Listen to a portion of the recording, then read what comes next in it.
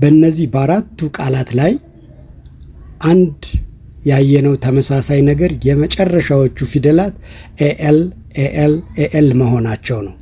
እንደዚህ ሲሆን እንደዚህ በኤኤል የሚጨርሱ አድጀክቲቭስ ወይም ናውን ወርድስ ስናገኝ ይቺ ኤ ድሮፕድ ቫውል ነው የምትባለው። ጭራሽ አትነበብም። ከዛ እሷን እናጠፋና ከኤ በፊት ያለችውንና ከኤ በኋላ ያለችውን ኮንሶናንት ሁለቱንም በሳድስ ድምፅ እናደርጋቸዋለን። ላይክ እዚህ ጋር ታውትል፣ ላውክል፣ ኢኮኖሚክል፣ ሆስፒታል ብለን እንዳነበብ ነው ማለት ነው። ስለዚህ የመጨረሻዎቹ ትል፣ ክል፣ ክል፣ ትል በሚል ድምፅ ነው ያለቁት ማለት ነው። ስለዚህ ኤ ድሮፕድ ቫውል ነች። ይሄ ነገር ለነዚህ ቃላት ብቻ ሳይሆን በማንኛውም የእንግሊዝኛ ቃል ላይ መጨረሻ ላይ ኤኤል ሰፊክስ ካገኛችሁ ኤን ድሮፕ ማድረግ የፕሮናንሲዬሽን ህግ ነው ማለት ነው።